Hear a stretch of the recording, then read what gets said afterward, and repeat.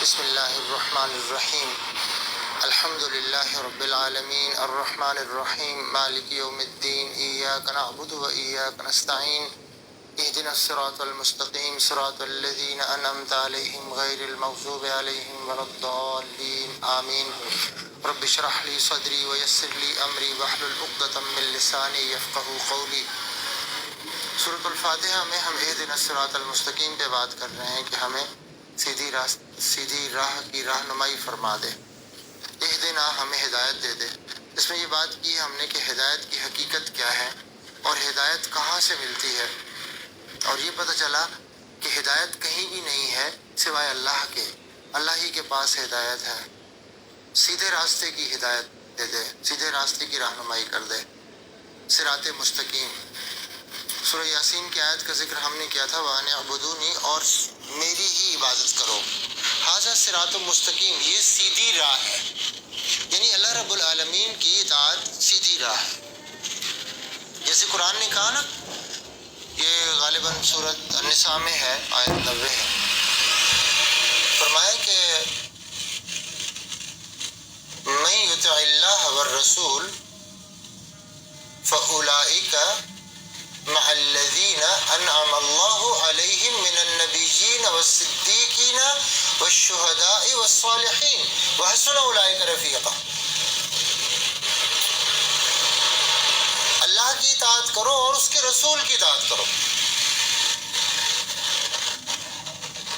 اس آیت میں کہا وَمَن یُطِعِ اللَّهَ وَالرَّسُولَ، اور جس شخص نے اللہ کی اطاعت کی اور رسول کی اطاعت کی، فَأُولَئِکَ، تو یہی وہ لوگ ہیں، مع الذین انعم اللہ علیہم، یعنی اہدنا الصراط المستقیم کے ساتھ جو صراط الذین انعمت علیہم ہے، ان دونوں کی سے ایک جگہ وضاحت ہو رہی ہے۔ سورۃ النساء کی آیت 90 میں ایک ہی جگہ وضاحت ہو رہی ہے۔ جس نے اللہ کی اطاعت کی، رسول کی اطاعت کی، فَأُولَئِکَ، تو یہی وہ لوگ ہیں، مع الذین، جو ان کے ساتھ ہوں گے، جو ان لوگوں کے ساتھ ہوں گے، اولئک بھی یہی لوگ، الذین بھی یہی لوگ، تو یہ وہ لوگ ہیں جو ان لوگوں کے ساتھ ہوں گے۔ کون لوگوں کے ساتھ ہوں گے؟ انعم اللہ، اللہ نے انعام فرمایا ان کے اوپر، من النبیین، نبیوں میں سے، والصدیقین، صدیقین میں سے، والشہداء، شہیدوں میں سے، والصالحین، اور نیکوکاروں میں سے، وحسن، اور بہترین ہے، اولئک رفیقا، ان لوگوں کی دوستی، ان لوگوں کا ساتھ بہترین ہے۔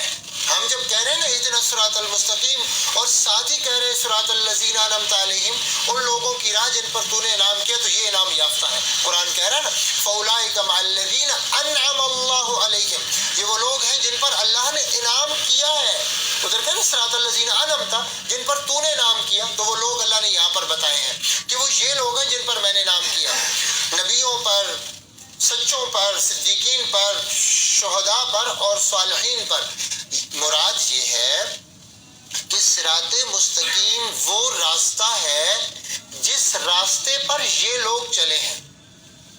سورۃ الفاتحہ کو، یہ جو کتاب ہے ڈاکٹر خلیل الرحمن چشتی صاحب کی، اس کتاب میں انہوں نے چونکہ صورتوں کا ایک میکرو سٹرکچر دیا ہے اور ایک مائکرو سٹرکچر دیا ہے، یعنی قرآنی صورتوں کا نظم جلی، اسی کے اندر انہوں نے نظم خفی بھی دیا ہے۔ تو سورۃ الفاتحہ کا نظم جلی جب میں نے دیکھا تو انہوں نے اس میں یہ بتایا کہ قرآن سورۃ الفاتحہ کو 4 حصوں میں تقسیم کیا گیا ہے نا، انہوں نے اس کا سرکل بنایا، سٹرکچر، کہ وہ 4 حصے کیا ہیں۔ ایک ہے آداب دعا، ایک ہے استحقاق دعا، ایک ہے اصل دعا، اور ایک ہے وضاحت دعا، یہ 4۔ تو وہ یہ کہتے ہیں کہ جو پہلی 3 آیتیں ہیں وہ ہیں آداب دعا، یعنی سورت پوری ہی دعا ہے، اس لیے کہ ہم نے یہ بات ذکر کی کہ ہم یہ دعا مانگی سورۃ الفاتحہ میں، اللہ نے ہمیں دعا سکھائی، اور وہ دعا ساری سورت میں دعا جو مجموعی طور پر ایک جگہ پہ جمع کی گئی دعا، تو وہ ایک ہی ہے نا، اہدنا الصراط المستقیم، باقی تو سارے اس کے لوازمات ہیں، دعا کے آداب ہیں، اس کا استحقاق ہے، اور دعا تو اصل یہ ہے۔ اب دعا جب مانگی سیدھے راستے کی، تو قرآن اللہ نے دیا ہے سیدھا راستہ. انہوں نے لکھا کہ الحمدللہ رب العالمین الرحمن الرحیم اور مالک یوم الدین. اللہ رب العالمین کی ربوبیت کا اقرار ہو رہا ہے، اس کی رحمانیت کا اقرار ہو رہا ہے، اس کی رحیمیت کا اقرار ہو رہا ہے، اور اس کی بادشاہت کا اقرار ہو رہا ہے. یہ کیا ہے؟ وہ کہتے ہیں یہ آداب دعا ہے کہ جب بھی آپ نے اللہ رب العالمین سے دعا کرنی ہے تو رب العالمین کی حمد اور شکر پہلے بیان کرنا ہے. اور یہاں یہ بات بھی سمجھ آتی ہے کہ یہ ادروائز بھی جو اچھے مینرز ہیں ان کا یہ کمپلسری پارٹ ہے، یہ کہ آپ کو کسی انسان سے بھی بات کرنی ہے تو یہ نہیں ہو سکتا، یہ مینرز کے اگینسٹ ہے کہ آپ جاتے ہی اس کو کہیں کہ مجھے یہ دے دیں.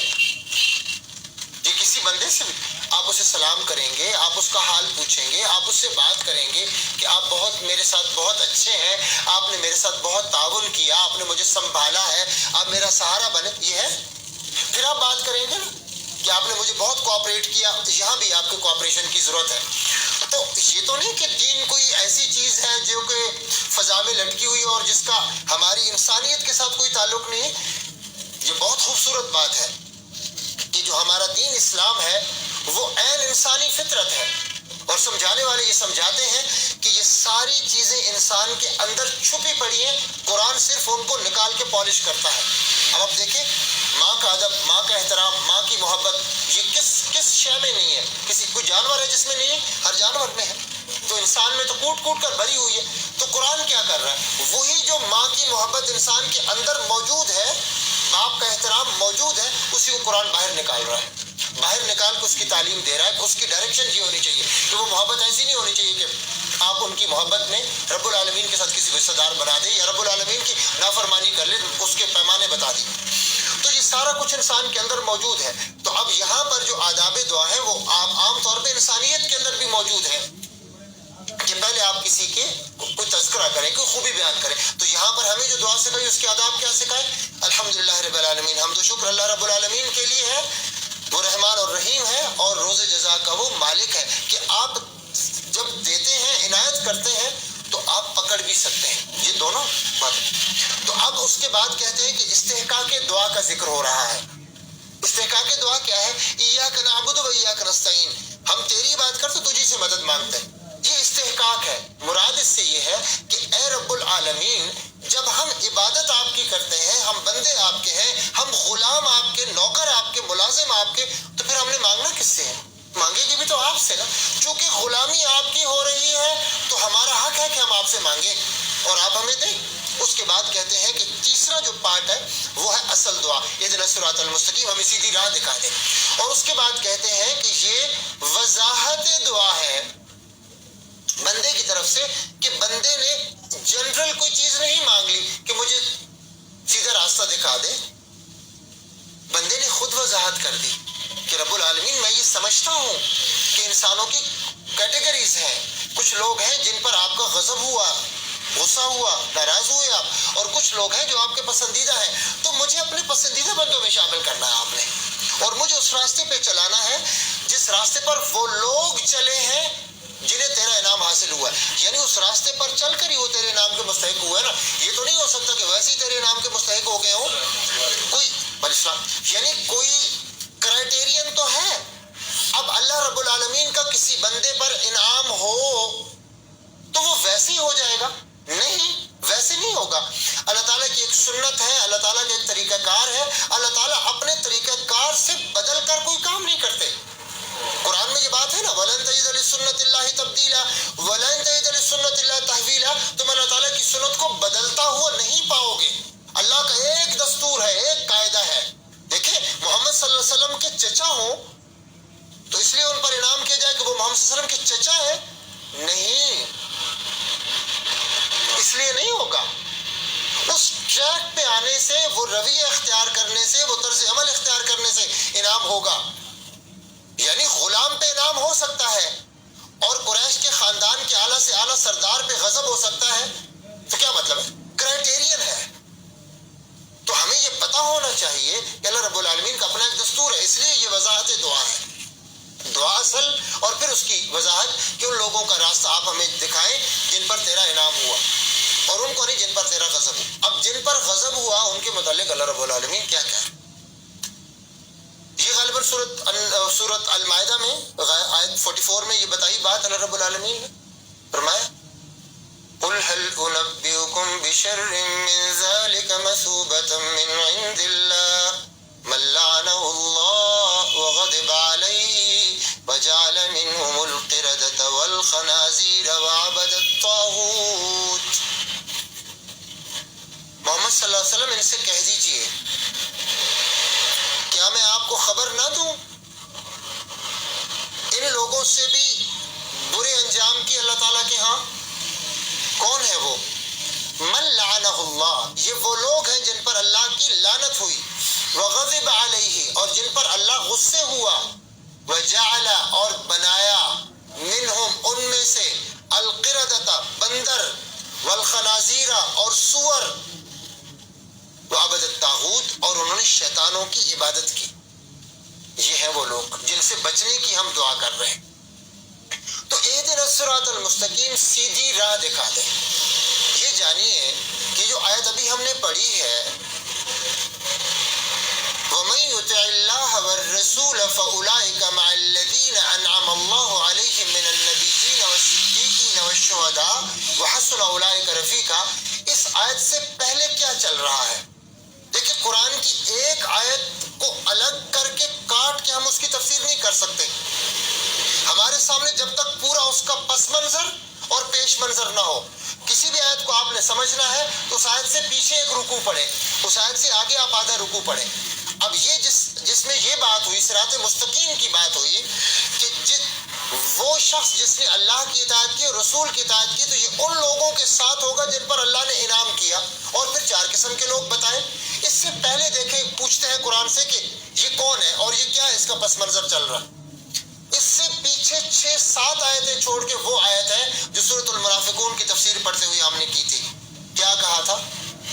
رَأَيْتَ الْمُنَافِقِينَ يَصُدُّونَ عَنكَ صُدُودًا۔ جب اللہ رب العالمین ان کے لیے فیصلہ کرتے ہیں اور حکم دیتے ہیں کہ اس کی طرف آ جاؤ، اسے مان لو، تو کیا ہوتا ہے؟ رَأَيْتَ الْمُنَافِقِينَ يَصُدُّونَ عَنكَ صُدُودًا۔ آپ منافقوں کو دیکھتے ہیں کہ وہ سخت رکتے ہیں، نہیں آتے۔ اور اس کے 2 آیتیں بعد پھر فرمایا، یاد سننے کی ہے، فَلَا وَرَبِّكَ لَا يُؤْمِنُونَ حَتَّى يُحَكِّمُوكَ فِي مَا شَجَرَ بَيْنَهُمْ۔ تیرے رب کی قسم ہے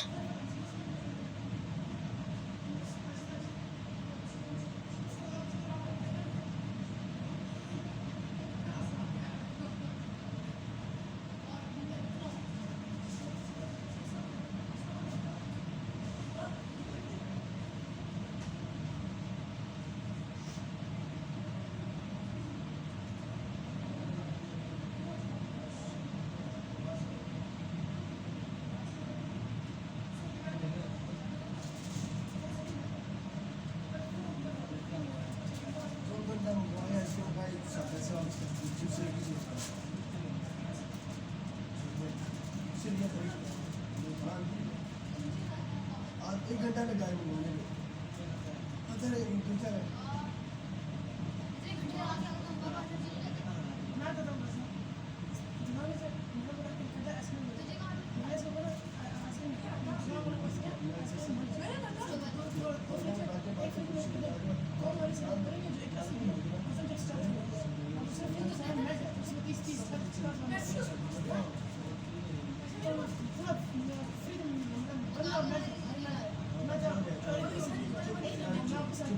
باقی جانے 5 لگتے ہیں۔